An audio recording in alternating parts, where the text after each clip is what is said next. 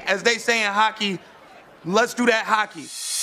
Play a full 60 minutes. Yeah, I'm just trying to keep it simple. Get pucks deep, putting the puck deep. Put pucks in deep. We got to keep it simple and just get pucks going forward. Getting into the forecheck. We got to keep playing aggressive. Trying to take away their time and space. We're focused on tonight. We just got to stick to our game. Major NHL stars are preparing to dress in new colors. College Football 25 is taking over the world, and the Fifth Liners podcast is back for episode 5. Probably the only place right now you can sit down for an hour and not get inundated by American politics. Along with Matt Leonardo, I'm Casey Ditzel, and excited to once again be hopping on here. And Matt, an exciting month here as NHL free agency is back open, and a lot of guys going big places that we did not necessarily expect maybe a month ago. Yeah, definitely. It's a fun time for all of the couch GMs like me, looking at all the teams making moves, scratching their heads, and sometimes applauding here and there. So definitely getting excited and itching for the hockey season to come up in October here. We're going to start with our big winners and then go over our big losers before getting into some other NHL news. We have Josh Dunne, one of the new signings with the Buffalo Sabers, joining us for an interview. And then we'll recap the NHL awards before our impressed and depressed section and our first NHL betting segment of the year here. Matt, let's get right into it. And we'll start on a positive note here with the big winners. And it's hard not to target Nashville. GM Barry Trotz, who says he targets serial winners, brought in 3 of the biggest names of free agency.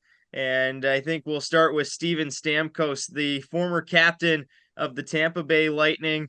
He gave an emotional statement and definitely some bad blood there between him and Tampa now about how he thought that was going to be where the rest of his career ended up. That's not the case, and he's getting ready to wear the mustard yellow next year.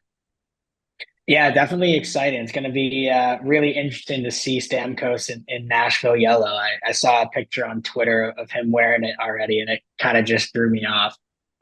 But what a great signing for Nashville. You get a guy who, he's a proven winner, 2-time Stanley Cup champion, captain of those teams. You think back to the time where he played 2 minutes and 38 seconds in that game against Dallas and scored that such an emotional goal and just putting everything he has on the ice. And that's exactly what you get from a guy like Stamkos. It almost surprised me when you hear the reports of Tampa offering him $3 million, and he ended up getting a much bigger paycheck here and well-deservingly so from Nashville. The other big one was Jonathan Marchessault, and another guy leaving on somewhat bad terms with his team. Marchessault, one of the original misfits in Vegas, and Vegas kind of pushed him out by signing a few of the guys they made at the deadline to extensions. They didn't give him an extension during the season. Now he's on the move. And again, another Stanley Cup winner that's picked up by Nashville. And another goal scorer. You see a common trend here for the Predators. They need guys to put pucks in the net. They've got Philip Forsberg, but that roster was really lacking some scoring up front. You got some help from Gus Nyquist last year, but I think getting Stamkos and Marchessault on either side of the wing here is going to be really helpful. And the ultimate goal of hockey is putting the puck in the net, and those two guys are some of the best at it. So Brady Shea, the other big name and a Carolina guy, a puck-moving defenseman, definitely is going to add to that power play and something they want to bolster. I've heard reports of well-known analysts saying that they think this could be right up there with Edmonton, Nashville's power play coming in next year. The only, potential problem is the too many cooks in the kitchen argument that maybe there's too many goal scorers here. But man, in my opinion, it's tough to argue that's a problem with the way Nashville's defense played last year, and then now the offensive threats they're going to add to that coming into this season. Right, and you mentioned the defense too. That's now had upgrades. You take Ryan McDonough at his older age and replace him with a younger, better player in Brady Shea who can eat up some more minutes. I mean, if the problem for a team is that they have too many goal scorers, I think we've got to really talk about, what problems are in the National Hockey League. I think this team has got a really good opportunity to make a huge step forward from last year in a season that looked where it was, they're kind of in a middling ground. It's almost like a rebuild, retool. They get Barry Trotz in as the GM. And Barry Trotz has made it clear this team is not going to sit back and wait for people to develop. This is going to be a team that's going to go out there, get the guys they need to get the job done. And I'm really excited to watch this team next year. New Jersey Devils are next on our list of winners. They go out and add Markstrom, which we talked about in the last episode, to fill that missing goaltender spot. They also, in free agency, pick up a pair of Carolina Hurricanes, Brett Pesce and Steph Nason, and they trade with Vegas to get Paul Cotter. They already had Dougie Hamilton from Carolina's blue line. The rumors around Brett Pesce had been there for a while, and some were saying they might get Pesce and Shea. Shea ends up going to Nashville, as we just talked about. But Pesce, one of the, if not the top defensive defenseman in the NHL, now he's on that New Jersey squad that already has the offense, just trying to bolster the back end. Now they get Markstrom and Pesce to start, and then Steph Nason, another third, fourth line guy, but same type of pedigree, a hard defender, a little bit of offensive upside, but a guy who's going to lock down in front of the net. And some big names and a couple of grit pieces headed to New Jersey. Yeah, and the old saying is defense wins championships, and that was a huge problem for New Jersey last year. There were so many high expectations for this team last year going into the season. You've got a huge jump up from guys like Jack Hughes and Jesper Bratt and Nico Hischier. And all of a sudden, the goaltending situation kind of implodes on them. They kind of had, whether it was due to injuries or poor play, pretty much a revolving door since the start of the season. And it's just not sustainable to have a guy back there that's not going to be reliable. And so getting a guy like Markstrom, I think, is a really interesting piece here. I'm excited to see kind of how that fits into their puzzle and what kind of step this team can take, whether we're going to get the last season New Jersey Devils or the season before that. But I think the pieces they've added in front of Jacob Markstrom are really important as well. You look at a guy like Pesce coming from Carolina. Carolina's been a team for the past 4 or 5 years where you look at, top defensive teams in the league. That's the team you're looking at right there. So why not take another guy from that defense and start to build out in front of your goaltender and, fix some of the problems in your goals against that way. So I think it's going to be really interesting to see, there's some teams who are moving up and moving down in the Metro. I think there's definitely an opening for a playoff spot where, a team like the Islanders last year snuck in as that 3 in the Metro. So I think, excited to see where New Jersey is able to fit into that playoff picture next year. Injuries were the big thing that got him this year, as well as a lack of goaltending that, in my opinion, is what got Lindy Ruff fired out of there. They go out, they get Markstrom. They add the pieces we just talked about. I have them as one of my top 3 teams in the NHL going forward, and I think are going to make a serious push at winning the division. Where do you think these moves put the Devils? I think it puts them in a tier just below teams like the Rangers and the Hurricanes, right? I think those 2 teams are still, 1 and 2 in the Metro, especially, and we'll talk about Carolina and New York later on, and maybe another section of our free agency. So you can kind of see where our heads are at there, but I still feel like they're a step away. I think a team like, when you look at New Jersey and what they're kind of missing out on, I think it's the depth, right? After that 1-2 on the front end of defense, I guess, is Simon Nemec going to take a step up next year and kind of fill some of those minutes? And, Luke Hughes is going to have a much bigger opportunity to take some minutes away on the blue line. And then looking at the forward group, you add guys like Paul Cotter and Stephen Nason, but who else are going to eat up those penalty killing minutes that are so important, especially when it comes playoff time? I think they have a great opportunity because they're going to get a chance to play some of these teams in the Eastern Conference who, quite frankly, haven't really made the steps that they need to compete. But at the same time, you look at the roster up top to bottom, and I don't think they compete with the New York Rangers or Carolina Hurricanes quite yet. Toronto Maple Leafs are another big moving team that filled a lot of their needs, especially on the blue line. They go out and add Chris Tanev, Oliver Ekman-Larsson, and Yanni Hakanpää, 3 big-name guys around the NHL that are now going to be on the Toronto Maple Leafs. On the goaltending side, they pick up the backup from the Florida Panthers, Anthony Stolarz. They also get some re-signed names coming back. Max Domi on a 4-year, $3.75 million deal. Timothy Liljegren on a 2-year, $3 million deal. And Joseph Wall on a 2 times $3.66 million deal. So Wall and Stolarz is the goaltending tandem. That's probably the biggest question mark remaining is, Wool's got to stay healthy. And if he's healthy, Can he live up to that number one guy? But Stolarz showed a lot in Florida that he can be there when needed if that's a 1A 1B scenario. But I think the big ask that they went and got was the defense there in the three names that we started with in Tanev, Ekman Larsson, and Hakanpää. Matt, your thoughts on what Toronto did here in the offseason after such a disappointing end of the season in their first round loss to Boston? Yeah, obviously expectations every single year are going to be high when you're the Toronto Maple Leafs, especially when you're paying four guys almost $10 million each. It's very tough to build out a roster outside of that, but I think a guy like Max Domi being re-signed is the biggest one that I want to talk about here. He just fits into that system so well, where you put him on a line with either Matthews and Marner or Tavares and Nylander. He's going to be able to eat up some minutes on the penalty kill, and he's just not fun to play against.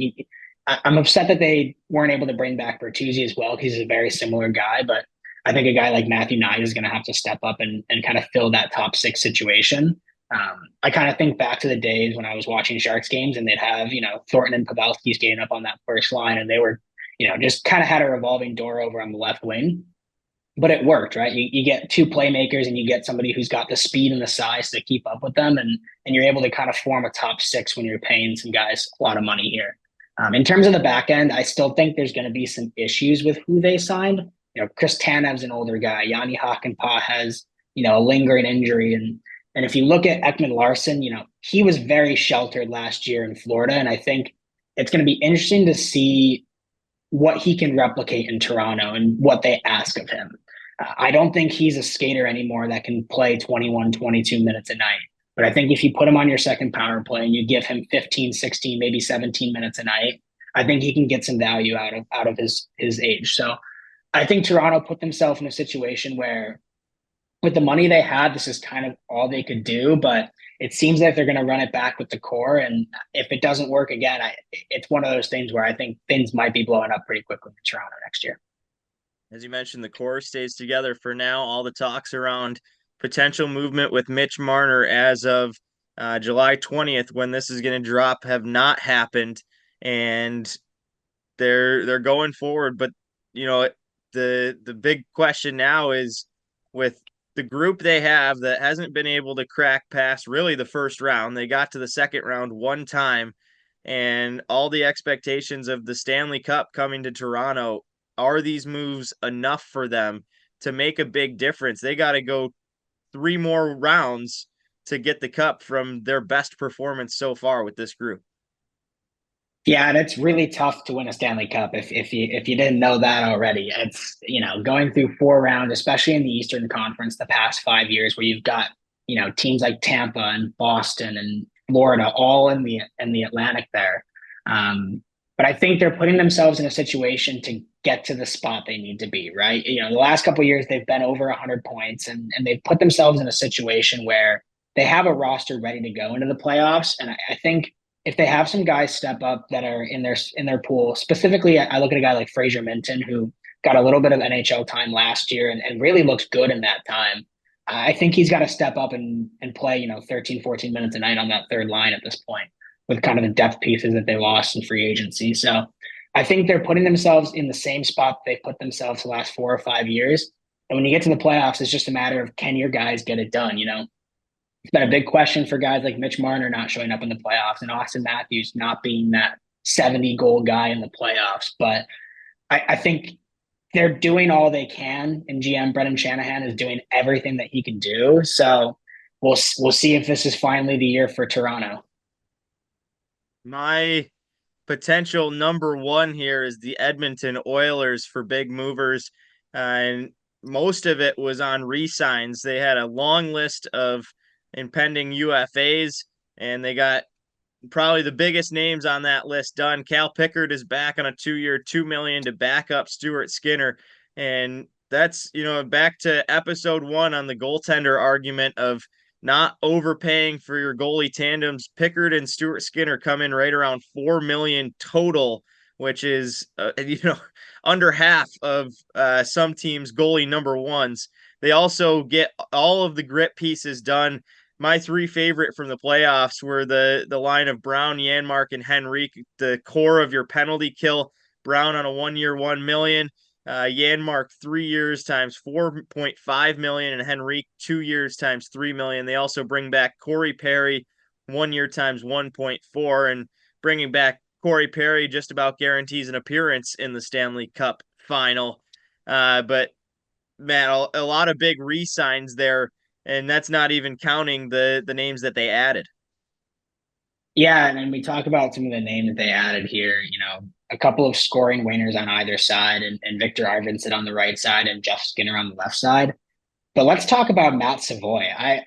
I'd love to hear what your thoughts are on this trade as a Western New York guy. I mean, Matthew Savoy is somebody who, taken very high in the draft by Buffalo just a few years back. And I know Buffalo's in a situation where they have a ton of center depth in their prospect pool. And you look at guys like Zach Benson and JJ Peterka, but you think Savoy is somebody who can, be a part of that core in the future, regardless of Tage Thompson and Dylan Cousins already being there. And you move him for Ryan McLeod, which Ryan McLeod's going to catch a stray here for no reason, but he's not a valuable enough piece to get rid of Matthew Savoy if I'm the GM of the Buffalo Sabres, and clearly I'm not for a reason. But my inklings, and I kind of want to hear your thoughts on this, does Savoy inkle or potentially move the needle for Leon Draisaitl having his last year in Edmonton this year?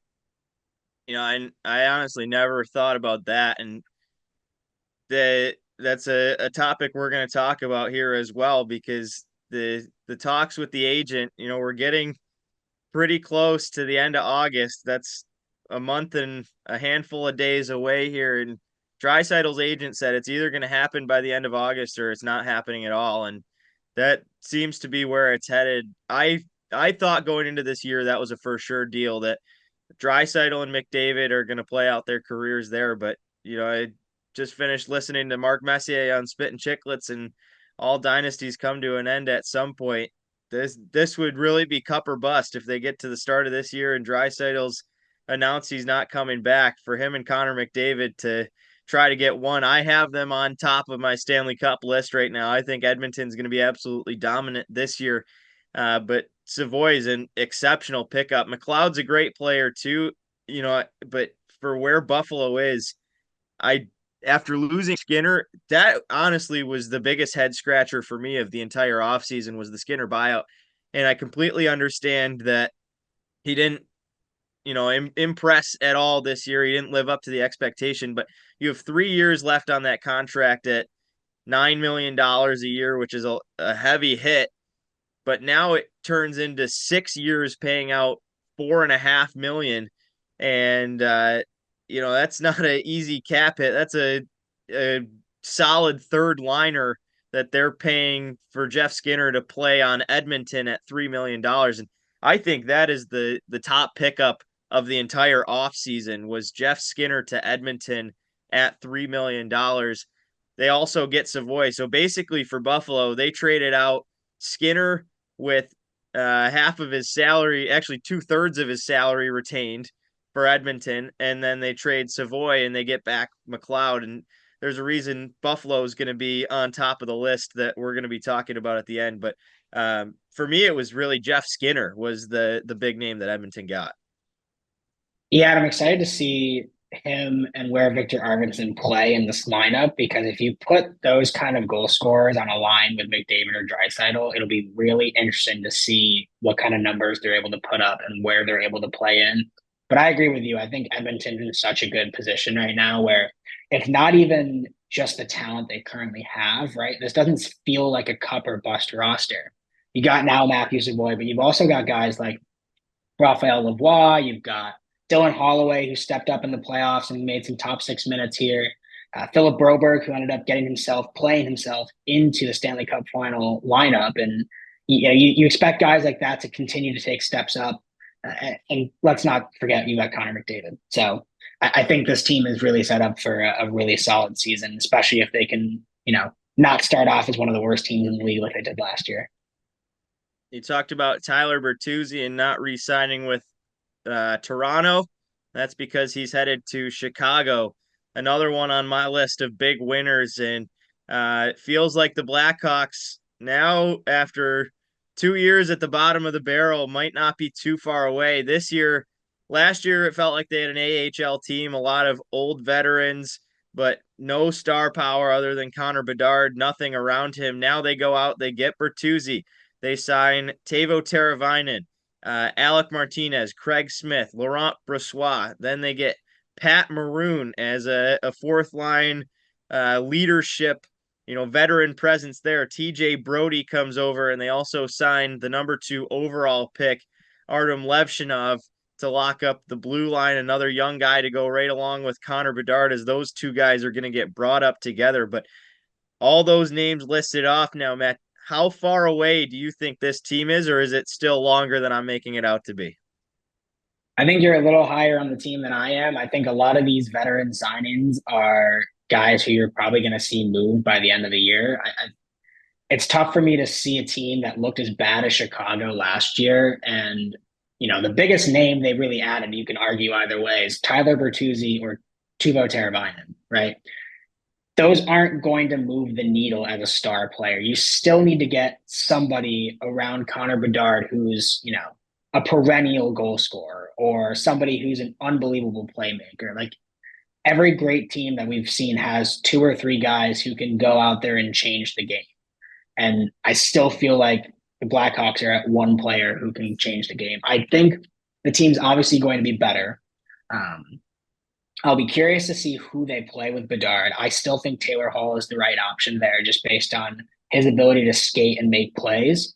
But obviously you have a spot on the right wing there to kind of fill out. But I think they did a really good job at filling out with pieces that don't hinder the ability for guys in the system to go up there and play minutes, right? They didn't sign anybody that's going to shelter Kevin Korchinski's minutes. They didn't sign anybody that's going to take away time from Connor Bedard, which I don't think anybody could.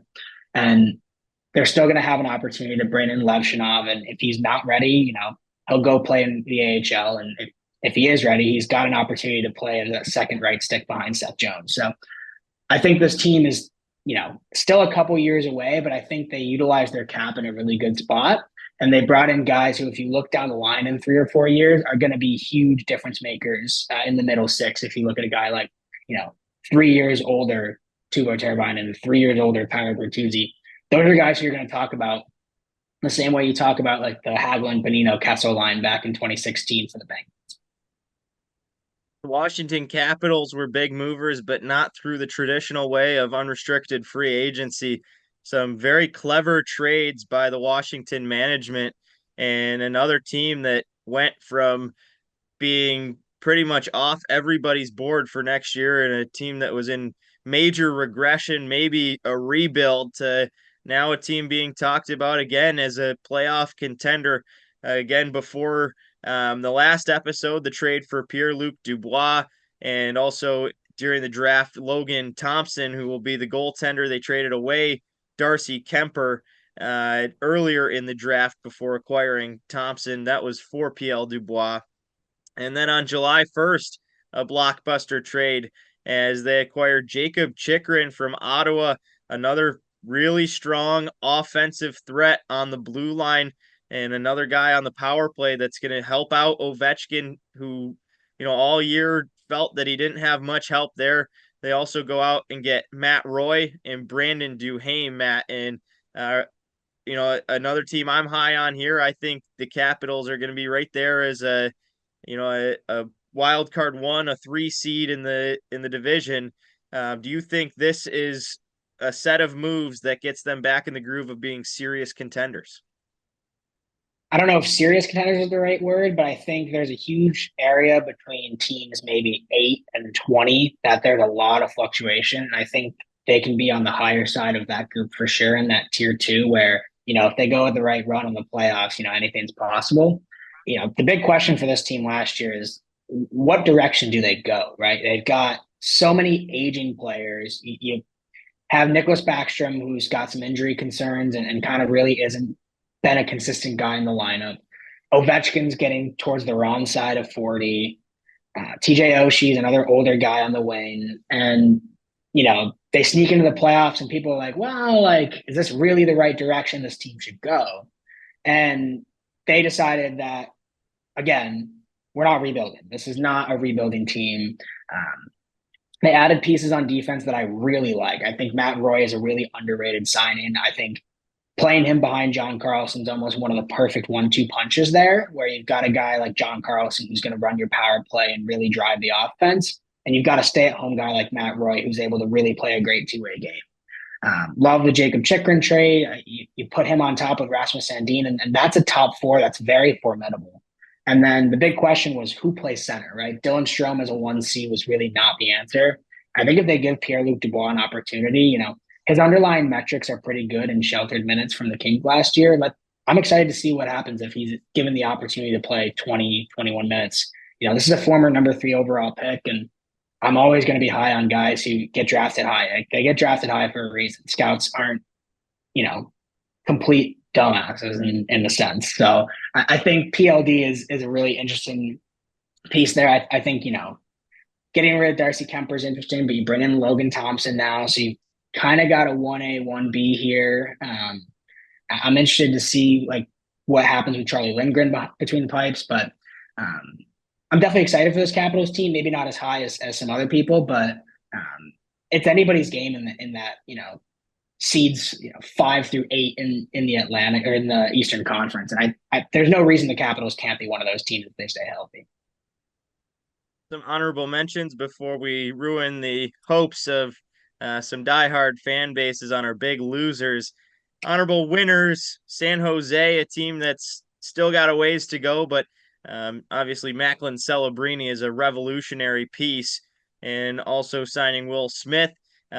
They go out and make some good moves. Utah, a team that you were very high on, and also the Vancouver Canucks, a team that had an underrated offseason. Of those three, Matt, what are the biggest takeaways you got from their off seasons? I think the one that I really want to talk about, and it's not really thought of when you think of a huge offseason.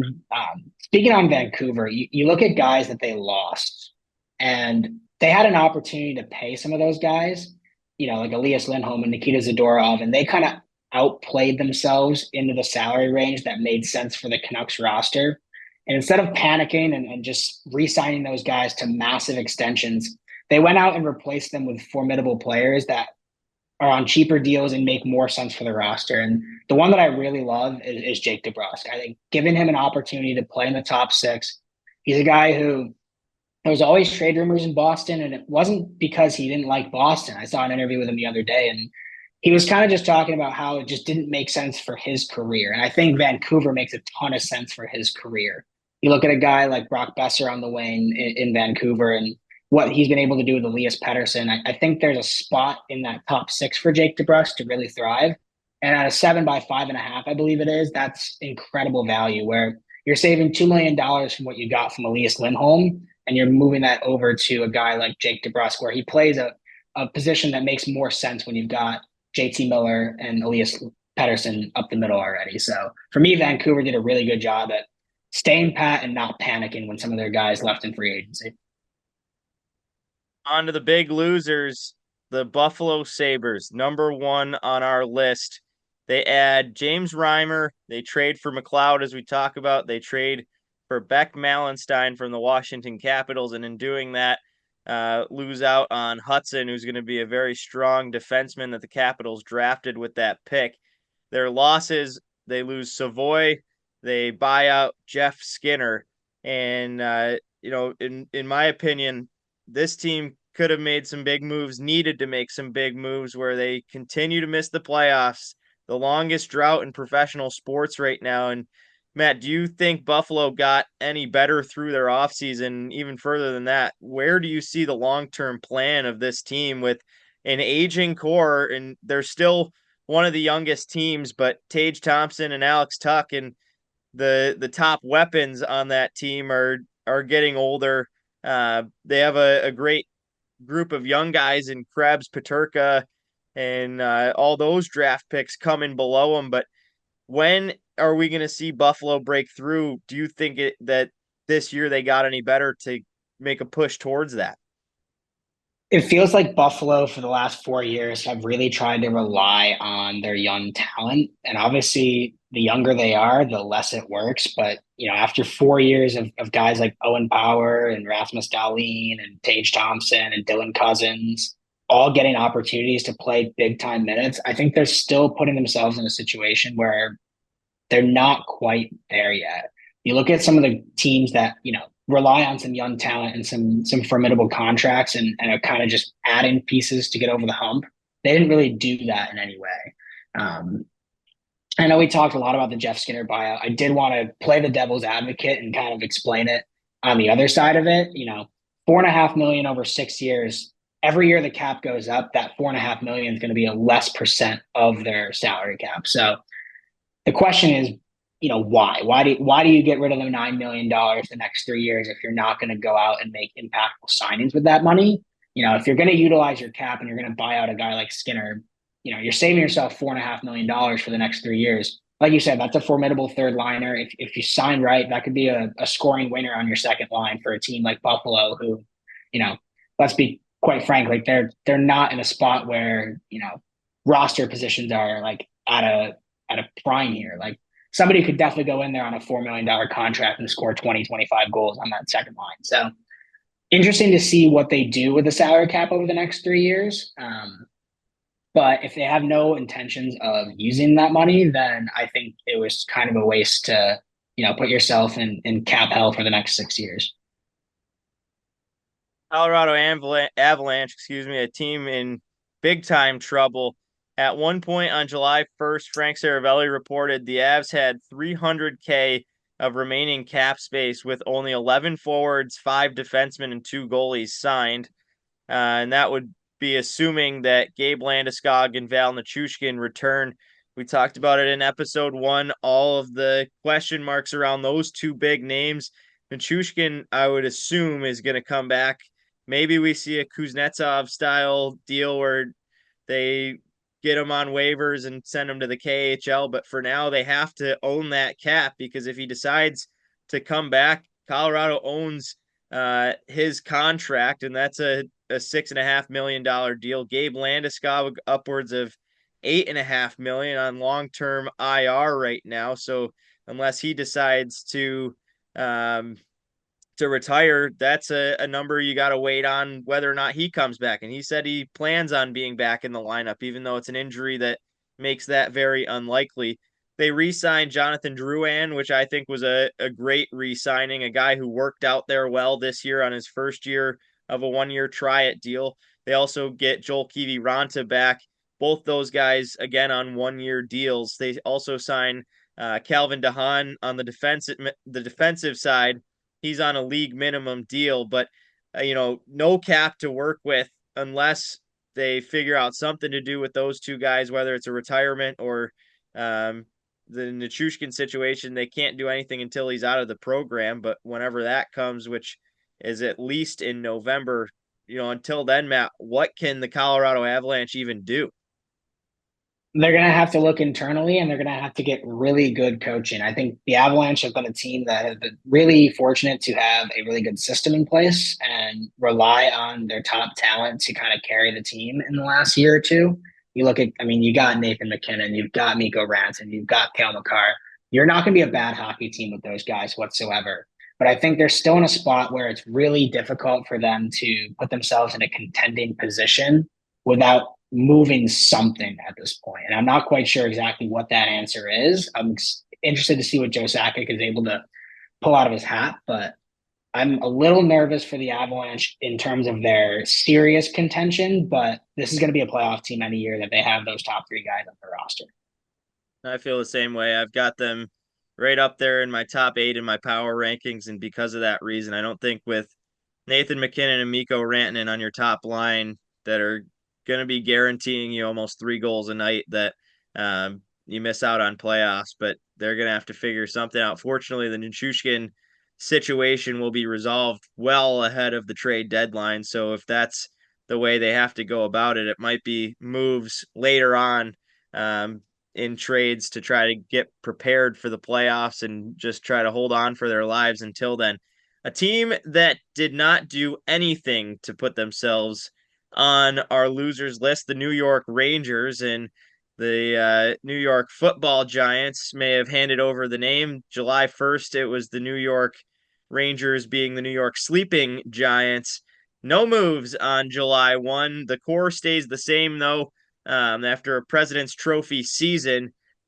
They did not address any of the question marks around playoff scoring. And, again, maybe you don't need to do that with the names you have on the list, and you just assume that at some point they're going to break through. Jacob Trouba was on the trade block. He declined that, and that's the problem with giving out a no move clause, and good for Trouba on doing that. Everyone's giving him all kinds of flack for it. That's his full right. He played well enough to get the no move clause, and good on him for using it. His wife finishing up medical school in New York for one more year, so he wants to be there while she does that. But a President's Trophy season that once again sees them knocked out in the conference final, Matt, where do they go from here, which apparently right now is not going at all? Yeah, I think you run it back. I'm a big believer in the New York Rangers. I think, they were the President's Trophy winning team for a reason last year. You've got one of the best goaltenders in the league in Igor Shesterkin. You've got one of the best defensemen in the league in Adam Fox. And you've got a top six with guys like Trocheck, Panarin, Zibanejad, Kreider. I think Alexi Lafreniere is due for a bigger role in New York, especially after some of the performances he had in the playoffs. You get a healthy Filipino back. Like, I'm a huge believer in this team. We'll see if that actually comes to fruition, but a couple of small things that they did that I really did think put them in a good situation. Getting Barclay Goodrow off the books completely is one of the more impressive things I've ever seen in my life, where he was a guy who obviously is a good contributor on the third and fourth line, but the term on that deal being at 5 years left, around $3.5 million. The fact that San Jose picked that up for free is pretty impressive if you're looking at the Rangers. That it gives them opportunities to have a little bit of more money in the next couple of years to kind of extend their window and add some depth pieces down the lineup.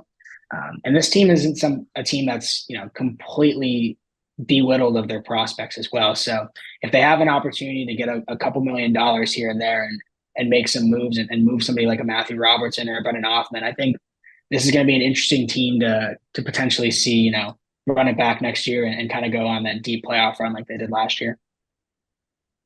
Carolina Hurricanes were one of the top of my list throughout the entire day. They saved it a little bit at the end, signing Shane Gostisbehere and Sean Walker on the defensive end, and that took them from number one of my big losers down to number 4. So, not as bad as it could have been with those two. I think their defensive core now, as they re-sign Jalen Chatfield and extend Jacob Slavin, I think the defensive core is going to be all right. The big problem is on the offensive end. They did not get a deal done with Jake Gensel. They tried to keep him at an 8x8, which allegedly Gensel had agreed to early on in the month of June. They tried to go a little lower than 8, and then it kept going until it got closer to that July 1st deadline, and then all of a sudden Gensel was out. They trade him to Tampa. That's where he's headed. They also lose Teuvo Teravainen and Steph Nason, Brady Shea, and Brett Pesce that we talked about. And then as of yesterday, Evgeny Kuznetsov is now headed to the KHL, a mutual agreement with the Carolina Hurricanes. They terminated his contract, and he'll go back to Russia now. So, but again, that's your second line center there. Fortunately for the Hurricanes, that frees up around $3 million of cap. Their major re-signs were Jalen Chatfield at 3x3 million, Jordan Martinook at 3x3.05. A couple of key pieces of the team there and culture guys, but they didn't go out and get anybody huge. They lost a lot of huge names. Right now in the works, they still have RFAs on Seth Jarvis and Marty Necas. It sounds like Necas is going to be coming back for probably a 1, maybe 2-year deal in Carolina. Seth Jarvis, it sounds like pretty soon is going to be signed to an 8-year, $8.5 to $9 million deal, which I think is a great bargain, especially as we talk about the cap going up. Jarvis having him long term, that's a guy who just keeps getting better and better every single year. But Necas, that whole situation has been an absolute gong show. His dad's tweeting to get him out of there.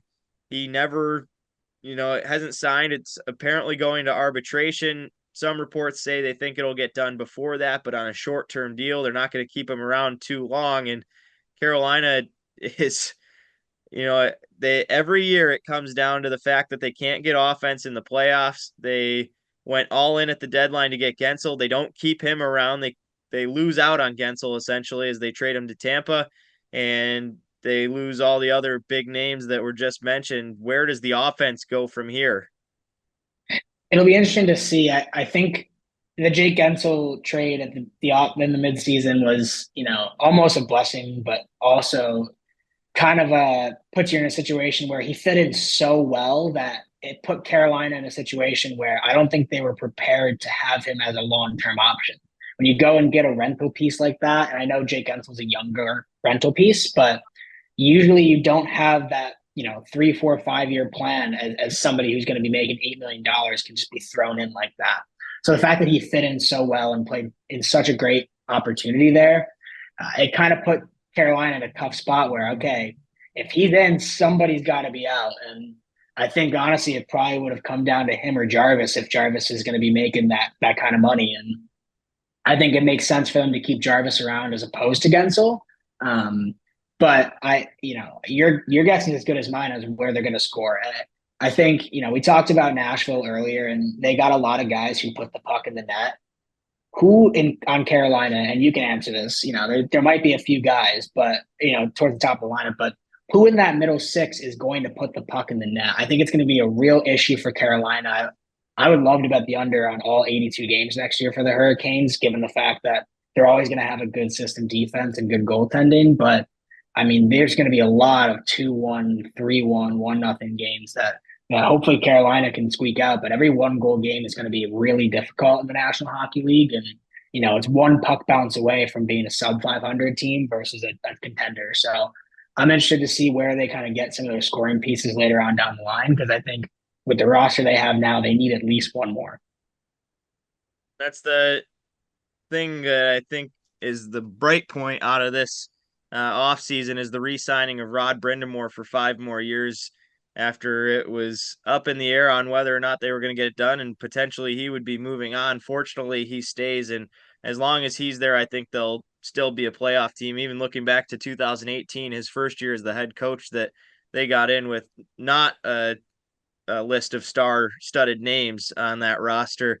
And in the middle six, I think Martinook's a guy that can make some noise. Maybe you get some of the young guys coming up, Jack Drury, Bradley Nadeau out of the NCAA from Maine, Jackson Blake from North Dakota are 2 young guys that potentially could be signing. But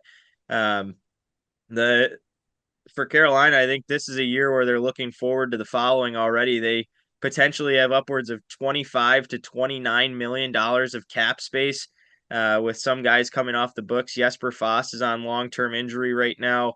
And it seems like this year they're going to do their best to get in. What happens, happens. And next year is the year that they could be making some bigger signings. But a head scratcher after a team that was, the odds-on favorite going into the playoffs to win the Stanley Cup. The last of our top 5 losers is the Ottawa Senators. They get Linus Ullmark, and it seemed like they were priming for a big offseason after last year being one of the names right up there with Buffalo on teams that were going to break into the playoffs. Again, they fall short. They get Ullmark. They give away Korpisalo and Mark Kostelic, but now they lose Jacob Chikrin to Washington. They lose Matthew Joseph to St. Louis. Their only add was Michael Amadio. And Matt, in your opinion, what do they have to do here to crack the playoff barrier? Because it doesn't seem like they did too much here. And, same as some of the other teams, it's the more the run it back strategy with the core they've got, even though it has not worked to this point. In terms of what they need to do to crack the playoffs, I think they need to sell the entire house. I look at this roster, it's one of the bottom 5 in the league at this point. You look at their star players, and I don't want to throw shade at any player in the National Hockey League, especially who are playing top 6 minutes and are, huge contributors. But I don't think a Stanley Cup contending team has a core of Brady Tkachuk, Tim Stützle, Josh Norris and Drake Anderson up front. And you look at their decor, and you've got Jake Sanderson, you've got Thomas Chabot, but what else is there really? It just feels like they're not doing anything to make their team better. And it's not like their drafts have been really good either. You look at a guy like Tyler Boucher, who hasn't really even sniffed the National Hockey League after being drafted 10th overall, I think 3 years ago at this point. So it just feels like if you're not going to draft well and you're not going to go bring in big players, then what exactly are you doing in Ottawa? So I do love the Linus Ullmark move. I mean, I think he's a 1A goaltender, and with Matt Saugard in the system, gives him a couple years to kind of get ready. Big 6'7" goaltender who's kind of been shaky on and off, but every goaltender is shaky on and off unless you're one of the top five. But it just feels like this team has no sense of urgency to turn the corner here. It feels like it's been such an extended rebuild after they made so many deep runs with Erik Karlsson. And it stinks if you're an Ottawa fan. I mean, it's just got to be painful to watch every year, throwing out the same roster and thinking something's going to come different. But when you have no depth, when you have no upfront top scoring, and your defense has holes in it, what do you expect out of a team like that? And I'm going to disagree hard on your first point there about the Stars. I think Brady Tkachuk is of the best players in the NHL, and that's got to be we're going to have an episode where we go through a optimized cap, and all of us are making our favorite rosters. He's the leader on my roster. I can't believe that was the name that came out of your mouth there. Tim Stützle. I'm a big fan of Stützle, but maybe not a top line guy, could be a second line star, a scoring threat, not as much defense there. But the fact that Brady Tkachuk was your go-to name there is is a problem set in my mind. Honorable mentions on the big losers, and I'm gonna have you start on Boston because that was the one you wanted to bring up, and I had Boston on my list of winners. I think the Bruins got better, but other names there: the LA Kings, the Florida Panthers, and the Anaheim Ducks. Matt. Yeah, I think the one thing for me with Boston is I feel like they overpaid a lot of their guys, and a team that always seems to be right on the cap ceiling. Like, we can't be giving that much money to certain guys like that. The one that really sticks out to me is Nikita Zadorov. I think he played about 30 to 35 games into the contract that he got. And you look at their left side of their defense right now, right? He's not going to get more minutes than Hampus Lindholm. They're not going to take Mason Lohrei away from Charlie McAvoy. So you're paying a guy $5.5–6 million to play on your third pairing. And obviously he brings a little more value to that, and they'll probably get his minutes up into the 19 to 20 minute range. But I feel like, what Nikita Zadorov are you going to get? Are you going to get, the first 7 or 8 years of his career? Or are you going to get 35 games of Nikita Zadorov? So I know he had a great playoff run with Vancouver, and I think he fits into the system pretty well. But in terms of how much money they spent on those guys, and, you get rid of Linus Ullmark, which, honestly, I understand you're not supposed to have two really good goaltenders, but it's worked for so long. And they're really, if that's the return you're going to get for him was Korpisalo's contract and a first-round pick, then why not keep him at that point? And you still got questions with Jeremy Swayman. Like, what's the situation going on there? He's still an RFA. He hasn't signed onto the team yet. And you don't have anyone really behind him other than Korpisalo. So now he's the priority. He's got so much more leverage in the situation. I just think they didn't set themselves up very well for the future with the moves that they made this offseason. But I think this year they're still going to look really good. On to the NHL news and headlines here. And some of these go back to the Cup playoffs, but we just haven't had a chance to talk about them yet.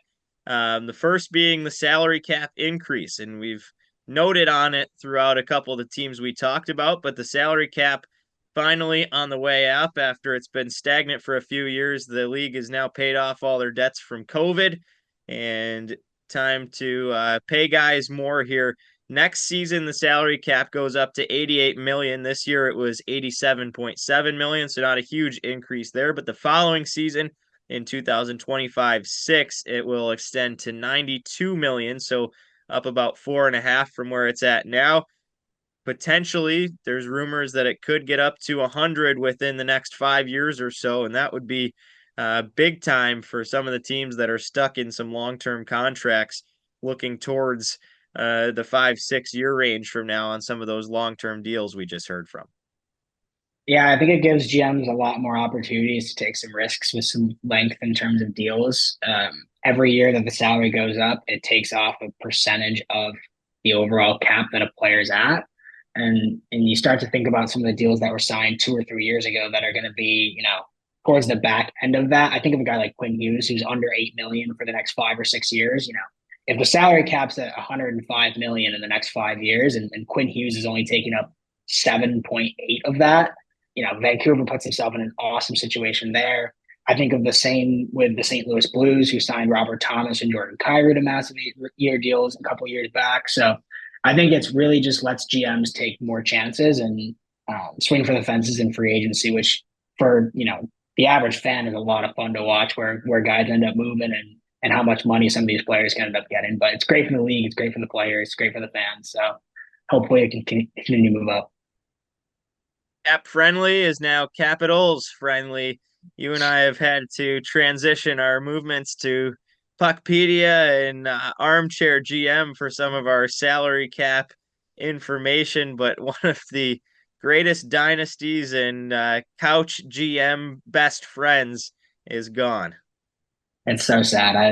I almost didn't want to talk about it on the segment. I'm a huge fan of being able to go in there and kind of see where teams are projecting. But thankfully, there's been some great websites that have stepped up to the plate here and given us same opportunities. But a little bit more hatred towards the Washington Capitals personally for taking away something so beloved of many couch GMs like myself. We might need to hire a programmer here on the Fifth Liners podcast and get our own website up and going. It seems like a pretty lucrative business to be in right now. The LA Kings are moving away from their logo and a new logo. Matt, your thoughts on LA bringing back the original LA Kings logo? It feels like it's one of those things where, things that were cool in the 90s are now cool again, and things that were cool in 2005 are not cool. And then, we're going to look back 15 years from now and be like, man, we missed the home base LA Kings looking logo. And I've got a friend who's a Kings fan, and he's a huge fan of the transition. It's nothing special, right? I think they definitely could have brought back the purple, but it is a huge upgrade to that home base looking logo that I mentioned earlier. But if we're going to talk about jersey upgrades, I don't think we had it on the list here, but I have to say, I think we have a new #1 jersey kit and logo in the NHL now. No, we're not going to talk about we're not going to talk about the Anaheim Ducks. There's no way. I absolutely love them. I can't even get over it. That is unbelievable. Yeah, that might be your second worst take of the night under Brady Tkachuk, because that is my #1 least favorite jersey potentially. Wow. I could not believe when they dropped that. I am not a fan. I've never been a huge fan of the old Ducks logo in the first place, but the neon orange, I do not know about. That was not what I was expecting when they were revamping the new logo. I need to get like a poll or something on this, because there is no way I'm in the minority on this. I think first of all, I'm a huge fan of orange, so that kind of helps that they're throwing out these cream skull looking orange jerseys. I think they're gorgeous. The modern colors with the retro Mighty, like, are you an anti-Mighty Ducks movie guy? Like, do you not like Charlie Conway? Like, what's the problem here? I didn't see it young enough. I think I never watched the movie until I was in college, so I think I missed out on the original hype of it. But yeah, back to the Kings. I think they're good. Not the best jersey retool of the year. In terms of teams that are next, Casey, what do we think? I got a couple in my mind. Personally, I think the big one is Columbus. They're so bad. They have now taken over as the worst jerseys in the league, formerly from the Anaheim Ducks. Congratulations, the Ducks are out of that situation. In my opinion, I guess not in yours, but I think Columbus is due for the next upgrade. But are there any other teams that you're kind of hoping to shift the needle here with a rebrand as we move over to Fanatics? That's off the top of my head, I can't think of one. I also wouldn't put Columbus on the worst list. I have no problem with the navy blue, red and white.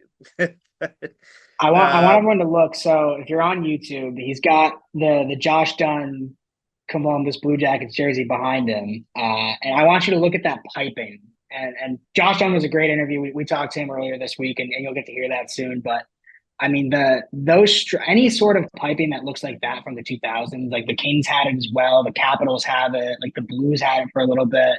It just looks horrendous in my opinion. I think it really just knocks the jersey down about 10 notches. While we're on the topic of the Columbus Blue Jackets and organizational dumpster fire and three teams that we're about to talk about here, we'll start with the Blue Jackets. They fire Jarmo Kekalainen, which we've talked about here on the show. Don Waddell now in as the GM, and I think Don Waddell's a very strong hire there, former Carolina Hurricanes GM, and did a lot to get the Hurricanes back in business, and they've now made the playoffs 6 years in a row under Don Waddell. Pascal Vincent relieved as head coach, and one of their stars in Patrick Laine, who's been all over the lineup, in and out. Now he's in the player assistance program. He's requesting a trade. He can't be moved until he's cleared from the player assistance program. Another team that probably could have been on that list of losers that didn't do much. Unfortunately for Columbus, they haven't been in contention for a while. So right now they're fully in the middle of a rebuild. So it's hard to put them on a winners and losers list when they're not in contention. But Matt, we'll start with Laine. Where do you see him being a good fit moving forward if they're going to get him moved? And the tough thing for Columbus as we get closer and closer to the season, teams are locking up their roster here, and he's still in the program, so Columbus can't do anything with him until he gets cleared from the player assistance. Yeah, and I think in terms of teams that are, potentially a good fit, you look at some teams that, are in a rebuilding situation almost, but they're closer than I think Columbus is. We talked about Chicago and San Jose earlier as teams who could always use scoring. You think about a team like Carolina who definitely needs scoring. I think he might be an interesting fit there if they can make the money work. It's tough with his salary cap and kind of what Patrick Laine demands in terms of minutes and kind of the drama that's been around his entire career, even since he started in Winnipeg. But I definitely think a team like Utah could take a chance on him. And I think you're going to be able to get him at a trade value that'll make it worth it, where, the risk won't be that high in terms of the reward that's potentially going to be, this is a guy who can score 40 goals in the National Hockey League. I definitely think he still has that in his bag. So I'll be interested to see kind of when that timeline is for when he's moved and who can make the money work in that situation. But I definitely think there are some teams out there who have openings in their middle six for a winger and somebody who can contribute on a power play and give you 30, 40 goals. And I think Patrick Laine still has that potential. Utah was the team I had in mind. I definitely agree with that. Pascal Vincent, no longer the head coach. Columbus and Don Waddell need to find a head coach as we move forward here. And this year really blew up in their face with the coaching situation. Mike Babcock, all the drama around him and the player taunting and the tactics that got him fired pretty much got Jarmo Kekalainen fired as well. Do you have anyone that you could see filling in that spot and being a good fit in Columbus here as they try to get back on their feet? A lot of young prospects. Is it a returning NHL guy, or you think we see a guy come out of junior similar to the Edmonton situation? It's really tough for a coach to come in and take over a team that is so young and really not at that level to compete yet. You think about David Quinn with San Jose a few years ago where, he got fired at the end of this year. Can we really blame David Quinn for the AHL roster that he got? Probably not, but it's one of those things where if you get a guy in the locker room and all you know from him is losing, then you've got to kind of make a change. I think the same thing kind of happened with Pascal Vincent. The one name that I'm really intrigued, and I think he's going to make a jump to the NHL at some point, is David Carl over at Denver University. Coming back from that national title, I think this is an opportunity for him to take over a team with a lot of young college guys, right? Like Adam Fantilli, and I think Gavin Brindley might be the one that I'm trying to think of. But, they've got a lot of young talent. And, David Carl's a proven winner. He's a young guy who ended up going and winning World Juniors with the U18s or the U20s for the U.S. You won a national title. So you get a winner in the locker room, and it really improves the morale of the team. And so that's a guy who I'm always intrigued to kind of make that jump. What's in it for David Carl? I don't frankly know. I think he could be one of, if not the best college hockey coach of all time if he stays at Denver for the next 30 years if he wants to. But, there's always the lucrative NHL contract and the notoriety of saying that you can win at the NHL level. So, maybe Columbus isn't the time to do that here, but that's the name who I'm always interested in seeing if they're going to make the jump. I think the last he said after this year was he's content going for 30 years in the NCAA and having the job security. That's the only negative part about being in the NHL is there's maybe negative job security. The San Jose Sharks, your team, a team that could be in trouble moving forward here. Unfavorable initial voting results to stay at the Shark Tank after 2025. Although ownership wants to remain in San Jose, they could be moving somewhere else in the Bay Area, whether that's San Francisco or Oakland, as the time of the San Jose Sharks coming up. And maybe by the time they make their next playoff run under the Celebrini era, that comes in a different location. I sure hope not. I think a lot of the fans love the Sharks in San Jose, and they've been there for almost 30 years or over 30 years now. And the history of the Sharks themselves, there's already guys who you think San Jose, right? And you think of Joe Thornton and Patrick Marleau and Joe Pavelski. Like, I think hockey is really growing in the Bay Area. And I think keeping the team in San Jose and having the fans, be able to stick with that team is really important for their future. I think with the rebrand of the jerseys last year and the drafting of Will Smith and Macklin Celebrini, and it really feels like this team is going to be back into that, that wave of good times in San Jose. A lot of Sharks fans don't really appreciate the fact that they were in the playoffs almost every year for about 15, 20 years. Not a lot of teams get that opportunity. Heck, Buffalo's been in the playoffs maybe once in the last 15, 20 years. So I think times are shifting towards the right direction. I just hope that the team's able to stay where they are and continue to have that fan base. That's a really great fan base over in Canada. The number one dumpster fire organization that is no longer is the Arizona Coyotes. The franchise is now in Utah, but the rights to the Arizona Coyotes name still up in the air and waiting for somebody to come in. It will not be the Morello family. The Arizona land auction fell through, and the hopes of a new arena are no longer. The Arizona State Land Department canceled the auction, citing the need for a special use permit to approve the planned project that they had there, and the drawings of that potential arena looked unreal. Unfortunately, that is not happening. Alex Morello announced that he'll be stepping down from ownership with the Coyotes after that happened. And Matt, all around, probably a good thing for the future of the Arizona Coyotes. I think we'll see hockey in the desert at some point. Hopefully that's in the next 5 to 6 years. As Gary Bettman said, they would need to keep the Arizona Coyotes alive. But getting Morello out seems like a good start there, a guy who was pretty notoriously not meant for the NHL.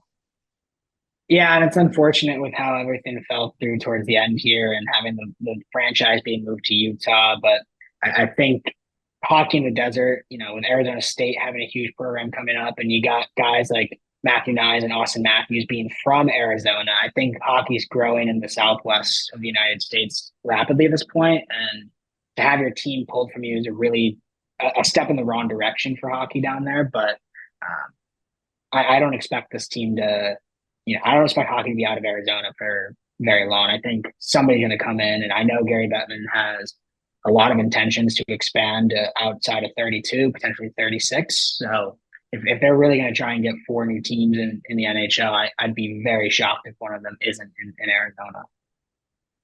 Ended on a high note with one of the newer teams in the NHL, and the Seattle Kraken hired Jessica Campbell for the first full-time female assistant coach in NHL history.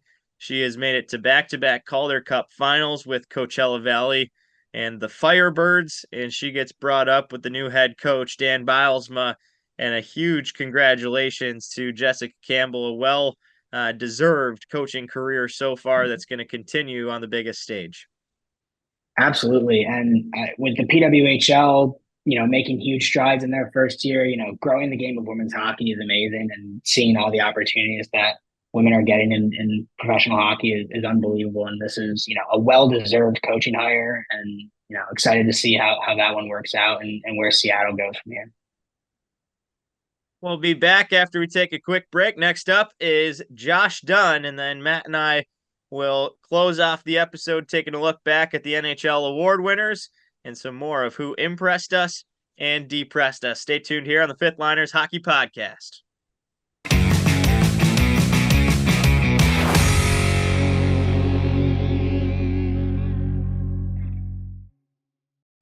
Our next guest has played in over 150 professional games with the Columbus Blue Jackets organization, and on July 1st, it was announced that he signed with the Sabers, a 2-year, two-way deal through free agency. Pleased to welcome Josh Dunne. Josh, what's going on? What are you spending your summer doing here after the big announcement?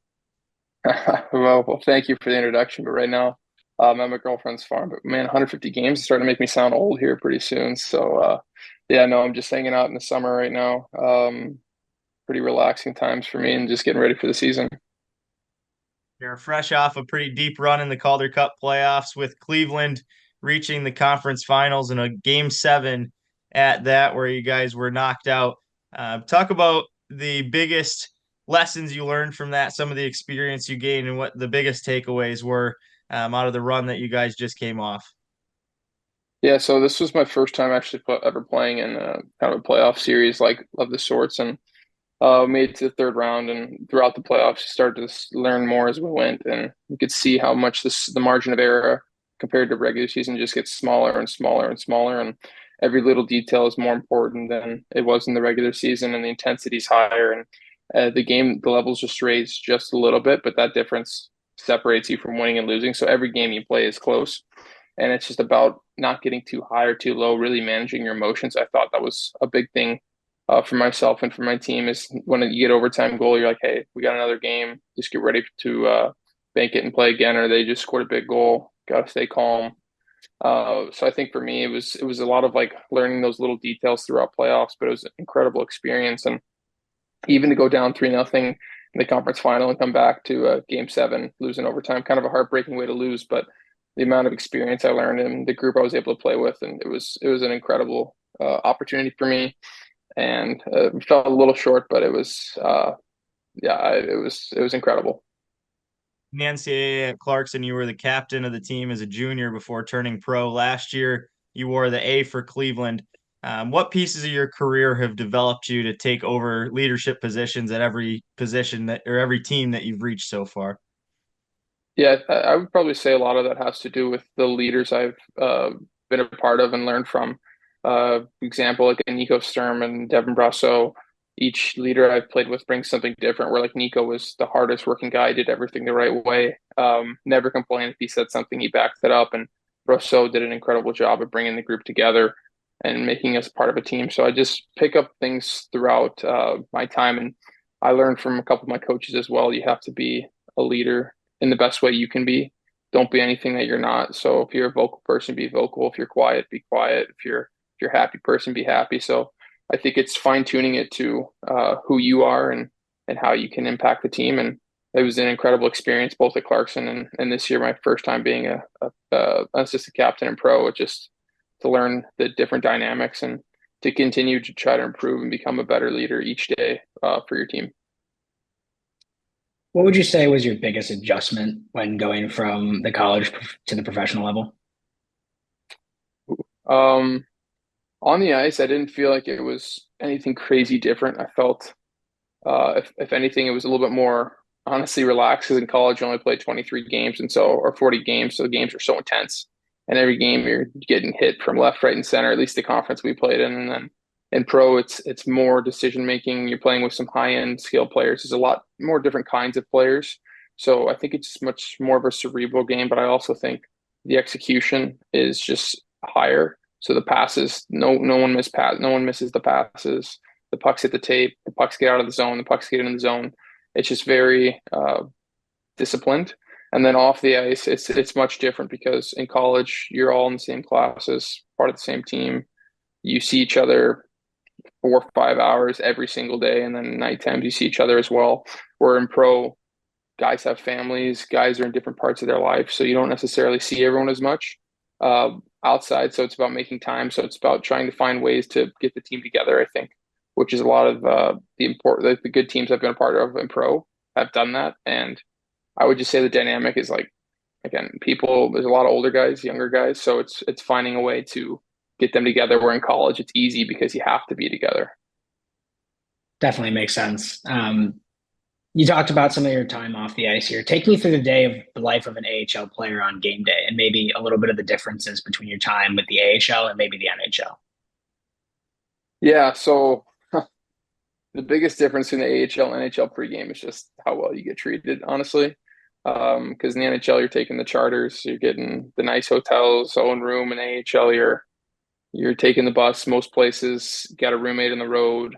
The meals are head and shoulders better above in the NHL, but it's all part of the perks. I mean, you gotta earn those things. So from the pregame standpoint, it's just everything's just a little bit nicer when you go up to the NHL. So it's a little bit sweeter, a little more incentive if there wasn't already enough to play in the NHL. But yeah, it's from the getting ready for the game part. I found with our organization it was pretty similar between Cleveland and Columbus.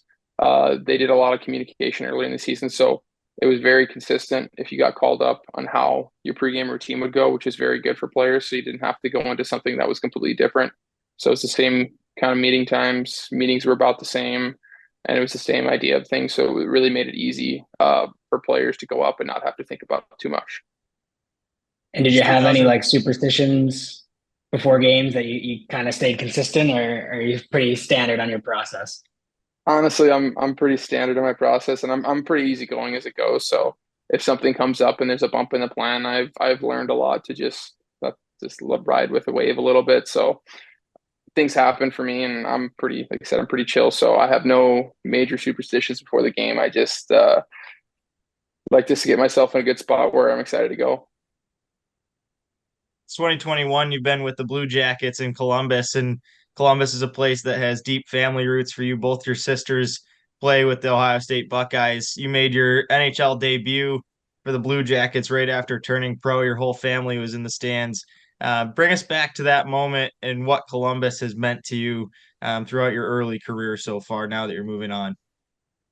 Yeah, that's a moment I'll never forget. My first game, and I remember it was during like COVID, and I just found out that morning that I was playing, and it was like 11 or 12 family. And I told them there was no hesitation. They're like, we're on our way. And so they, as soon as they heard, they went, and they were driving to come see me. And then, from the game part itself, like I remember they all showed up in warm-ups, and it was super cool. They made it just in time for warm-ups. So it was great to see them in the stands because they've been a part of my entire hockey career. To see them with me there was just so surreal. And then to play in the NHL was incredible. I mean, I got the start as well. Wes McCauley was a ref, and Jamie Benn was taking a face off against, and it's just like, wow, like this is incredible. And then he ended up beating me clean on the face off, and I was like, okay, now we're going. So no, it was an awesome moment, something I'll never forget. And I was so thankful for my time in Columbus. I know I had some injuries there throughout my time there, which was tough, but I was able to learn through some of that on and off the ice. So I think I'm thankful for the opportunity because I'm in a better spot now than I probably could have been. So I'm again thankful for the opportunity I had in Columbus, and was fortunate for those games that I did play, and really fortunate for my time in Cleveland. I loved playing there, loved the coaching staff. I felt like I grew as a person and player so much. So yeah, I was extremely grateful and thankful for the entire organization in Columbus. This year, you decided to test free agency on July 1st. It was announced you signed a new contract with the Buffalo Sabers. We hear all kinds of stuff about the management side through the media going into free agency. Talk about the free agency process, what that looks like from the player's standpoint as you had to navigate this process. Yeah, so I lean on my agent a lot for this because he has a very good experience with free agency and a lot of these teams, and he's got quite a few clients in the NHL, and he's had clients play in Buffalo. And I think for me, it worked out with the interest and opportunity, and the fact where in Cleveland I played Rochester probably more than any team I've played in the AHL period. So there's a lot of familiarity, and I understand the way they want to play, how they are, and it just felt like a really good fit for where I am in my career, to go to a place with a lot of up and coming prospects, and a place where they're going to be very good.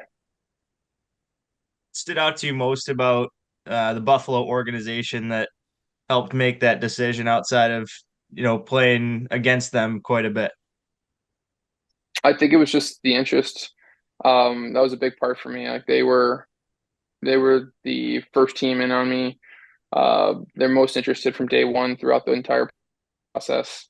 Uh, they meant what they said to back it up. So I think for me it was nice to hear that, to say that, to show me where I can be a part of the organization. And yeah, I think for me it was just the pitch they had was genuine, and everything they said they meant. So I think for me that was most important. It reminded me of similar to Clarkson, where they were in on me from day one, when I went to Clarkson, and there was no hesitation. And so I think for me that was important.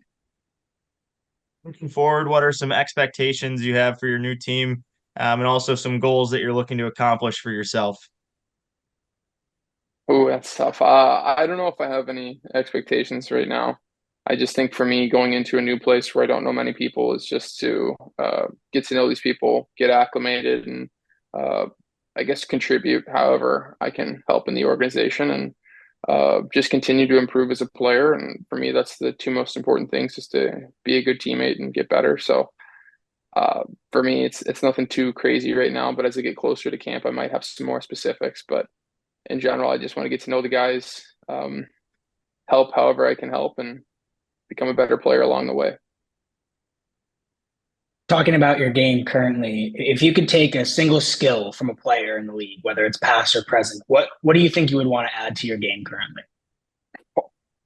I think it'd be hard not to take McDavid's speed, or McDavid's like quickness. Like the way he can skate is incredible, and how he can turn on a dime, and he's skating one way and then crosses over and goes the other way. So for a player who's a big body, skating like McDavid would be probably the one thing that I wish I could do.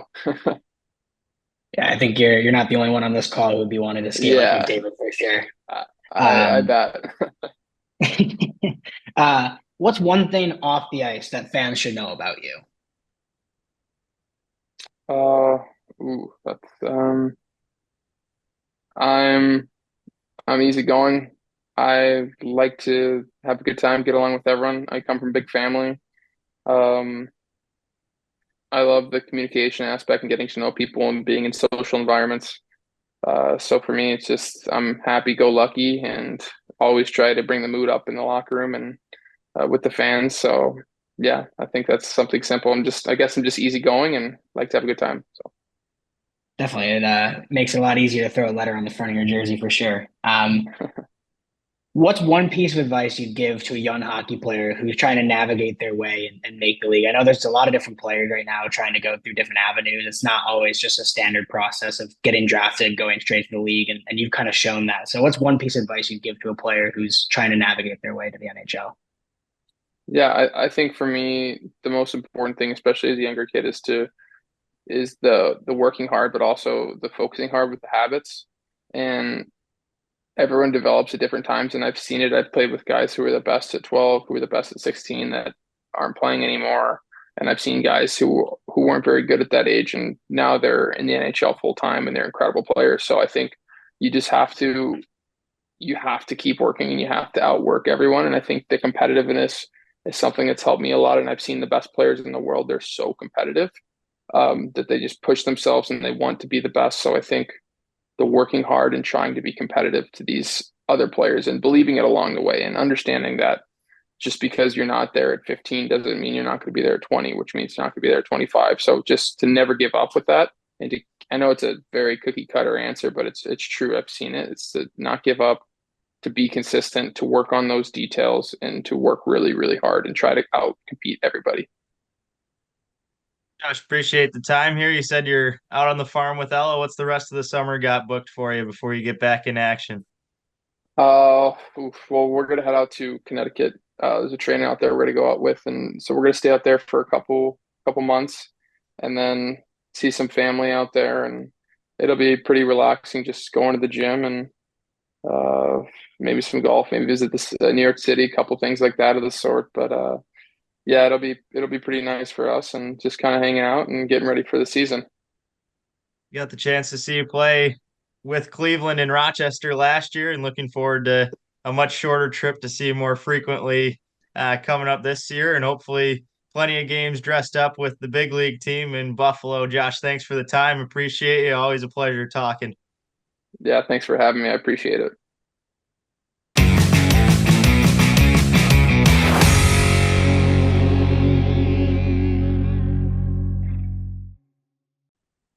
Big thank you to Josh Dunne for hopping on, and excited to see what he can do in the Sabres organization coming up over the next 2 years.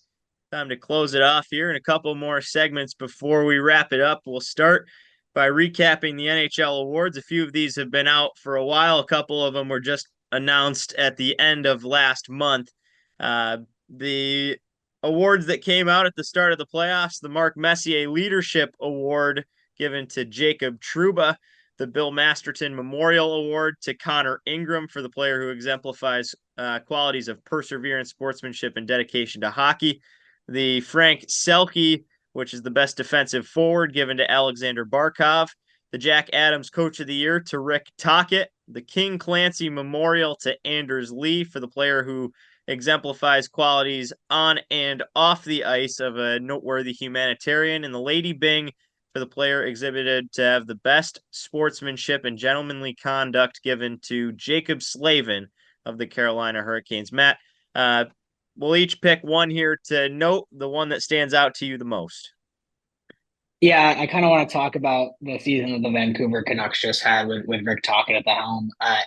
This felt like a team after the Sedin brothers left that was really in a no man's land for quite some time. And you thought maybe the Bruce There It Is era was going to last for a lot longer than it did, with some of the fun and the energy that was brought over to the British Columbia area there. But, this was an unbelievable season from the Canucks, and most people did not see this coming. You had guys step up and really make huge strides and kind of play up to their potential, and everyone bought into Rick Tocchet's system. And, he really got the guys to bring a winning culture into Vancouver. And I think it's going to, move into the next few seasons here as we look forward. So I think a very worthy candidate and definitely deservingly winning the award for the Jack Adams was Rick Tocchet.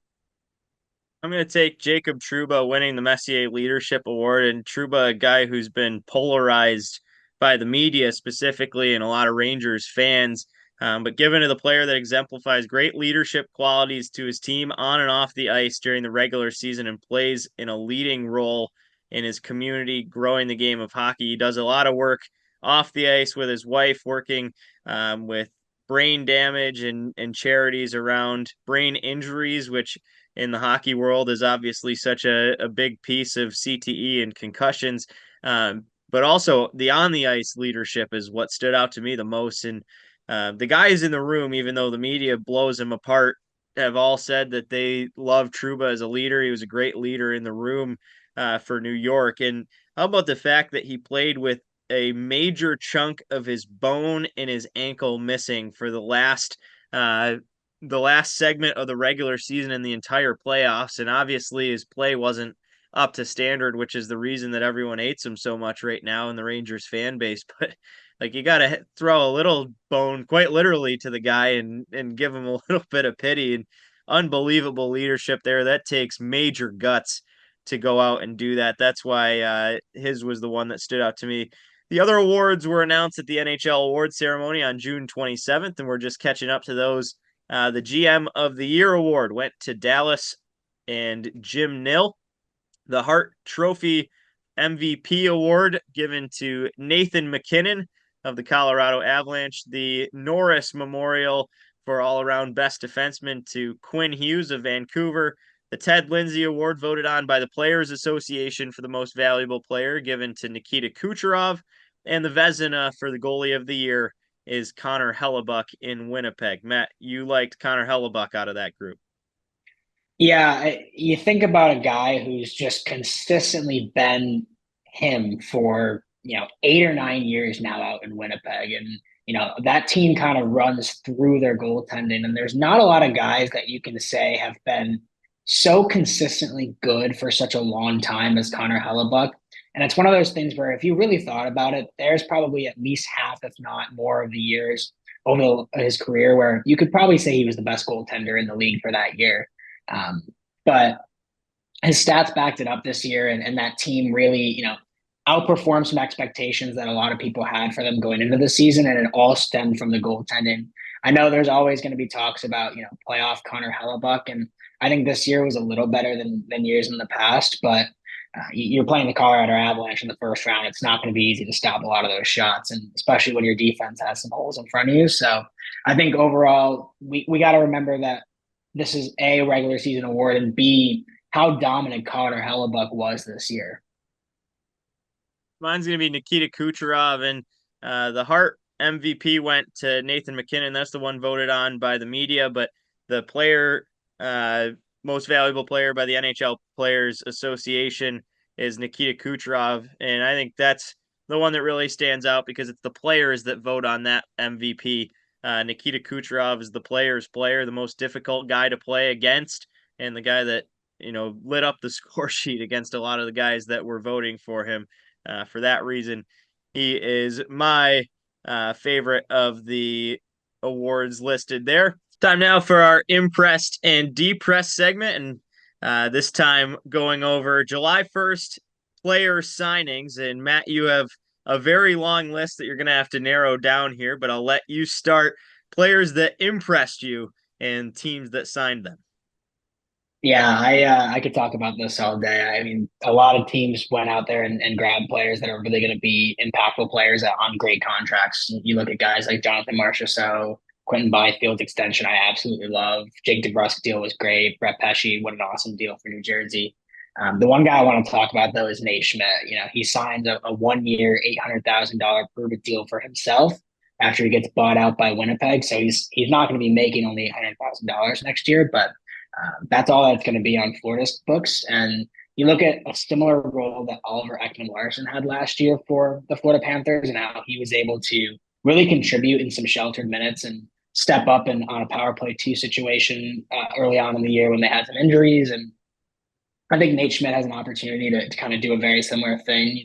The former Gopher, I think, definitely has something left in the tank there, but I think if you get him, 17, 18 minutes a night on that left side of the defense, and, if you need somebody to run that second power play now that Brennan Montour is out of town, I think Nate Schmidt has an opportunity to really play himself into a pretty big contract at the back end of his career. It was Jeff Skinner, and talked about it earlier, but I was blown away by that signing in Edmonton, $3 million. And personally, as a Carolina Hurricanes fan, I really thought there was a chance they would get him back. He was drafted by the Hurricanes, and I wish that they would have done that. But he goes to Edmonton, $3 million for a guy who 7 times in his career has eclipsed 50 points in a season. Last year, coming off a extremely disappointing 46-point season, which still isn't much to huff and puff about. 24 goals and 22 assists, and that was enough to get him bought out of his contract. But he's only a year removed from an 82-point career high season, 35 goals and 47 assists. Now add that on top of the talent that Edmonton already has.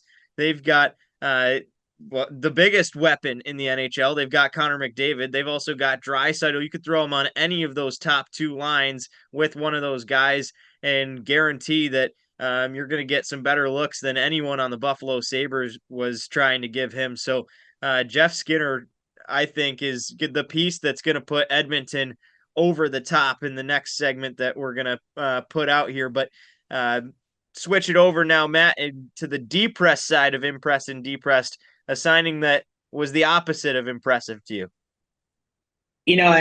There's a lot of answers here, and I feel like every year we talk about a few defensemen that just get overpaid, right? I think last year was Eric Goodbranson getting $4 million, and Ben Sherratt getting a ton of money from Detroit. This year, you look at guys like Nikita Zadorov and Oliver Ekman-Larsson, who I think, for their age and what they bring to the table, definitely got way more term and way more money than they should have. But I'm going to talk about Alex Wenberg, actually, as a Sharks fan. A 2x5, so I think the term is nothing crazy, but I think utilizing your cap space a little better than signing what's going to be a middle six guy, even in San Jose, which is crazy to say, who's, not a huge defensive upside guy. I think he's got an opportunity to score some goals here and there, but by no means does the play run through Alexander Wenberg. And I think for $5 million, it's just a little too hefty for me. I kind of wish that they had gone a different direction with some of their money. And I like what they did with Tyler Toffoli.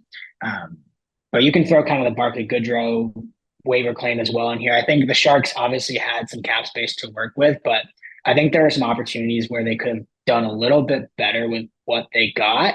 And it's tough to move a $5 million deal, even with retention. So I think for Wenberg, it'll be interesting to see kind of what role he steps into for these next 2 years for the Sharks. But personally, I feel like they definitely could have utilized that money elsewhere.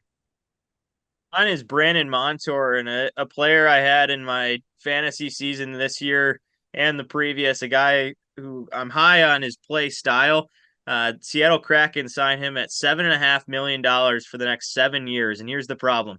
Montour is a guy getting up there in age. He just turned 30. They have him for 7 more years. That's until he's 37 years old at $7.5 million. But the injury risk is the biggest problem with him. He's coming off a serious knee injury and knee surgery that hampered him at the first half of this year. He played 66 games this year and only got 33 points as the leader of that Florida Panthers power play. It was really the 2022-23 season that got him this deal done. 73 points in 80 games 2 years ago now, before he had the surgery. But that was a breakout year for him with 73 points, and that's almost double his next best. He had 57 points in the AHL with the San Diego Gulls, but since going to Anaheim in his first year in the NHL, he only has 3 seasons above 30 points, only 1 season that has gotten above that 37 number from 2021-22, and it was really the 73-point season that Seattle signing him, expecting him to be up there as a 50, 60-point scorer that he's only done once in his career, and that was before the major knee injury. So I'm down on him. And another factor of that also, in his career, he's never played all 82 games. The closest he got was with the Ducks in his second year as an NHL player. He played 80. He also played 80 with the Florida Panthers in 2022-23 when he had the 73-point season. But for Montour, health is the biggest thing, and I don't foresee him being fully healthy for the next 7 years on $7.5 million. And Seattle might have a problem on their hand there. Chandler Stevenson was another questionable signing to a long-term high-dollar deal, and Seattle's going to have potentially some cap trouble. Fortunately for them, it's all young guys in their system coming up, but when they have to make big-name deals for Shane Wright, if he comes up and breaks out, Matty Beniers is a big deal that's going to be coming up in the next year or two. And interesting to keep an eye on Seattle, who right now is a team big time in regression, and those long-term deals that get given out way too easy seem to be a big factor in that. Matt, we'll close it out here with our first betting segment of 2024-25 here, in a way too early Stanley Cup prediction. Who are you throwing the money on? I already put a $10 wager on my team. I'll go first because I pretty much gave it away already. I have the Edmonton Oilers at plus 850. They're the favorite, and I think they're a favorite for a reason. The one that I think is the craziest is the second favorite is the defending champion Florida Panthers. After losing their entire roster, they're still favored to be up there. I don't think the Panthers get close to the Stanley Cup this year. I see them in the playoffs, but they're not winning it back-to-back here. I think it's Edmonton who goes back-to-back to the Cup final, and this time they get it done here. Matt, what about you? Yeah, I mean, you can take the vanilla favorite and really have no exciting picks here, but I'll give one that I think is kind of like who I would pick as my front runner if it wasn't going to be Edmonton, because I do agree. I think the Oilers are in a really good spot. And then I'll give a dark horse team that I'm really interested to watch this year.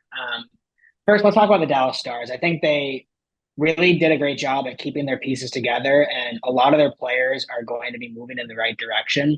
It'll be interesting to see how they fill the hole of Joe Pavelski. But I think Wyatt Johnson is going to step up, and Logan Stankoven are both two guys who are going to really improve that offense. And I think they still have enough pieces on the back end. And obviously with Jake Ottinger as your goaltender, you're going to be in a pretty good spot in the regular season and into the playoffs for sure. It'll be interesting to see those Dallas Edmonton games. I think it's going to be a Western Conference Finals rematch for sure. I think those are the two teams in the West that I'd be really scared of if I were any other team playing out there. But at a plus 1100, I think it's pretty good value for a team that is only on the way up. And GM of the year for a reason for Jim Nill. Like, that team is going to look very good coming into the next season. And then a dark horse that it's going to be an interesting one, but plus 2,500. I love the Tampa Bay. Like, I think, you lose Steven Stamkos and replace him with Jake Guentzel. You get younger, you get better. And I think they've done a good job at filling out their bottom six with some guys who are going to give you what you need down there, right? Luke Glendening and Mitchell Chafee, I think, are going to be huge contributors on that bottom six, on that fourth line. You lose Sergachev, you get McDonough. I think it's an interesting team that, they're pretty far down the list, right? Like, I think they're in the same boat as like the Winnipeg Jets, who, what are they doing kind of thing. So, and the value of plus 2,500 for, a coach in John Cooper who knows how to win, and, a group of guys who just go out there and win hockey games. I think the Lightning are in an interesting spot where, if you see teams like Florida take a regression and Boston take a regression without their 1-2 10 in the net, who's to say Tampa isn't going to be a team that's able to step up here and make a huge impact in the Atlantic? So that's kind of my sleeper pick here is Tampa at plus 2,500. So if you want to throw a little bit of money away, maybe that's where you throw it and maybe get a little more lucky than just some skill there. But money away is the key word there. And before you jump all over the Tampa Bay Lightning, just know that Matt came in second to last in our fantasy playoff pool, blaming that his players got knocked out too early, and that if it was an 82 game regular season, he would have been higher up there. But I've got Tampa. I got Tampa on the other side. I think Tampa's on their way out of the playoffs. I think they'll make it and squeak in as a wild card this year. But a couple interesting picks. I definitely agree on Dallas. I think that would be my second favorite there. I don't think the East is going to have enough to get it done this year. But Maddie, what do you got going on here the next week or so before we get back on start of August? Not much. Just, coasting through, waiting for hockey. Right now it's just baseball, and I am a big baseball fan, but I know that's not everyone's cup of tea. So most people are kind of itching to get to college football here at the end of August, and it's summer. It's nice outside. Gotta find ways to get outside and maybe head to the beach or go on a run, play some golf. I've been swinging pretty good recently, so got a scramble coming up in August with some friends. So we'll have to report back on how well or how poorly we end up performing there. But just a chip and a putt away from a little championship there. That's all I can ask for. Just got back from a big vacation too. What were the tops and bottoms of Europe? We're on the Mediterranean for about 12 days, so can't really complain about that at all. No lows there. I mean, I missed a flight at the beginning, but ended up getting to go to Paris for the day instead of waiting in the airport for 8 hours. So, best case scenario for every big Europe trip's going to have a travel problem. So it could have been a lot worse, but good to be back in the States and kind of back into the flow of life. And I've been reffing a bunch of hockey here in Boston, and just trying to fill my weekends up with some exciting plans. So what about you? Not too much, just working right now, getting ready to head on vacation. Actually, I got a bachelor trip coming up that we'll be playing quite a bit of golf. One of my college teammates is getting married coming up, so his future life is starting while we're we're still in college here. But no, not too much other than work and a quick trip out and getting ready for some more interviews coming up on this show and the Olympics too. That's the next exciting next time we record here will be mid-Olympics, so maybe we'll have to craft some segments around that. But it's always a pleasure here. We'll see you in about 10 days. Next episode we're shooting for will be right around the first week of August here, and again we'll have another guest coming in. Star-studded summer for us here on the Fifth Liners podcast. And Matt, always a pleasure to be with you here. Yeah, you as well. Looking forward to continue to record this summer and fill the void that National Hockey League and college hockey is currently not being able to provide us this summer. Trying to give you guys as much hockey content as we can here in the dog days. Big thanks to Matt for joining on. Also, Nick Kozan, who's been working real hard behind the scenes. Marco Hidalgo, our producer. Huge shout to Josh Dunne and a thanks to him as well for the time again. And keep an eye on Dunne headed to the Sabers organization, probably starting the year in Rochester, and then hopefully can make his way into the big league lineup up there. This has been another episode of the Fifth Liners podcast. Until next time, again, stay tuned. First week of August is when we'll be back. But until then, make sure to like and subscribe on all of our platforms. Catch us on Spotify and YouTube. Social media is on Instagram and TikTok right now, while our Twitter is still banned as a spam report, apparently. But hopefully that'll be back. But follow us on Instagram and TikTok for now at Fifth Liners Pod. And we'll be back in August. Thanks for listening, everybody.